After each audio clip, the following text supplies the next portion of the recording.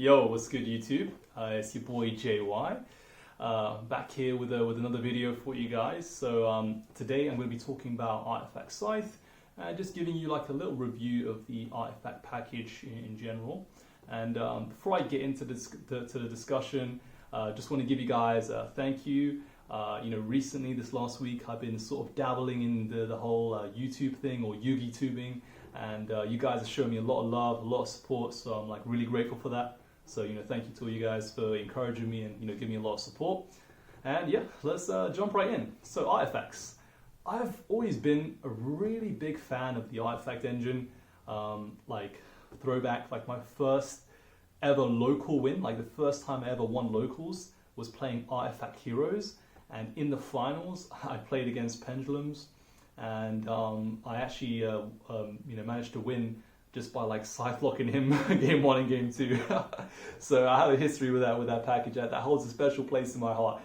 Funny thing, winning my first locals made me happier than winning my first regionals. So it's a weird thing how it works, We're all stuck on that hedonic treadmill, but I digress. But yeah, artifacts, I've always found them to be really cool because they always like splash into other decks. It's like a splashable engine. I'm a really big fan of splashable engines, and I like mix and matching archetypes. And Konami will like print and create a bunch of different archetypes, and generally they're designed just to be used within their specific type. Like Cyber Dragons, you play a Cyber Dragon deck. Zodiacs, you just play a pure Zodiac deck. But I like the idea like of being able to mix and match them and intertwine them and create something new, something different. And I love that. That's I think one aspect a lot of players really love is being able to mix cards together and create a unique deck and things like that. I think that makes the game really, really fun. And with artifacts, they're not like the engine isn't big enough to be its own deck, so it's always like been a splashable engine. And I remember back in the day we had like the hat deck, and that deck was really cool. You played it was hands, artifacts, and trap tricks. And that was a really cool deck, and you would like summon a moral attack on their turn, pop one of their cards, and have a beefy 2100 beat stick. And like Sanctum was like a defensive trap and an offensive trap. You could defend yourself and then also go on the offensive and take down your opponent's card. So it was a super cool card. And throughout the time it's been sort of come in and out of the format, especially since when Scythe got printed, because that card is just so powerful. Artifact Scythe, you summon it on your opponent's turn, they locked out the extra deck completely for the entire turn. Like locked out, they can't do anything. The extra deck is locked off, And it's just super powerful. And that one turn is enough to win you the game.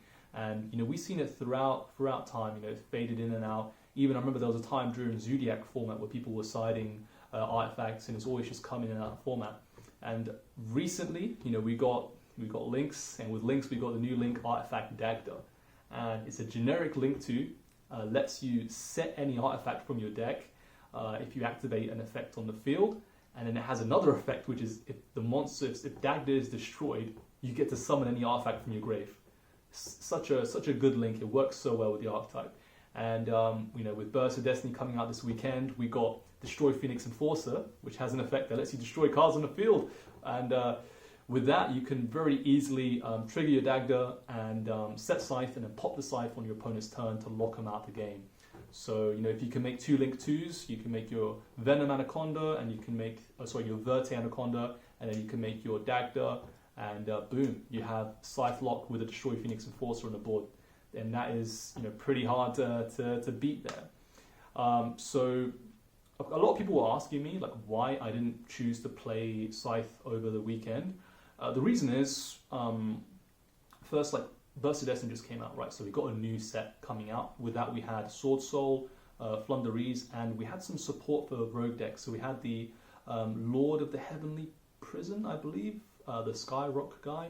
And he has the effect that lets you protect set cards, reveal it in your hand, protect all your set cards can't be destroyed by card effects while it's in your hand. And then if you activate a set card, you can special it from your hand and then set any spell trap from your deck. And that effect is really powerful, and the rock is a pretty big beat stick as well, so it helps trap decks apply a lot of pressure. So I was thinking that a lot of people would be going for playing the Eldritch deck with that guy, or even Altergeist. And even Paleozoics, you know, you never know. You might see Josh Schmidt whip out his frog deck once again and dominate with that. So yeah, I was thinking there was going to be a lot of rogue options, and especially since the new set just came out, like just picking up 3 heavenly Sky Prison would be cheaper than actually buying the new decks. Then also with the more competitive players, they'll be playing Sword Soul or just in general playing decks that have a lot of hand traps in them. I felt like people are going to gravitate towards hand traps, and that's when the side package is not as good. Because when you're comboing in Phantom Knights, normally, you know, if you have a good combo hand, you're able to make Appaloosa before committing to the Rusty. So Appaloosa can protect you from Nibiru, from Ash Blossoms on the Rusty, and Veilers, and all sorts of hand traps. Because, you know, up to that point your Cherubini is cost, and like if you summon 2 level 3s, you know, you're not really losing to those hand traps at the initial stage of your combo. Whereas if you're going for the Scythe combo, you need the extra materials that normally you make Appaloosa with. They have to go into your Dagda, and then if you do get hand trapped when you're trying to go Rusty Dagda, you're pretty much going to be like super behind. Like if you get Nibiru'd, if you get Ashed or you know, Veiled, all those hand traps really set you far behind and leave you in a vulnerable position. So, you know, I thought a lot of decks would be playing a lot of hand traps, which is why I chose to opt out of that. And I was expecting there to be a lot of rogue decks as well. So that's why I chose not to play. But another thing, another sort of factor is the Scythe itself is a brick. Like, is another brick you have to play. Like, I love splashing engines, but one thing I have to say is, with all these new fusion engines being played, I'm not a fan of the brick materials you have to play. Like, you know, like a couple weeks ago, I was, you know, playing your Red Eyes Fusion, your Red Eyes Black Dragon, and also, you know, the Dark Magician.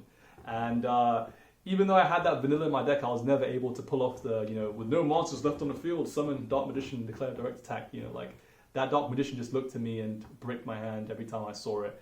And then now with the Destroy Phoenix Enforcer package, like you have Celestial and Dasher, so 2 more bricks sort of staring at your hand. And then adding Scythe to it just increases the amount of times you're going to be drawing dead cards.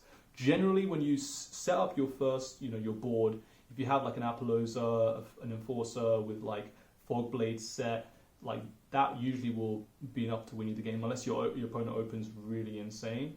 But I do like the fact that Scythe can help you play around cards like Droplets, Dark Ruler, and those board wipes. And I've seen a lot of players moving away from hand traps and playing like evenly matches, Lightning Storms, and, you know, the Ruler, Droplets, all these board breakers.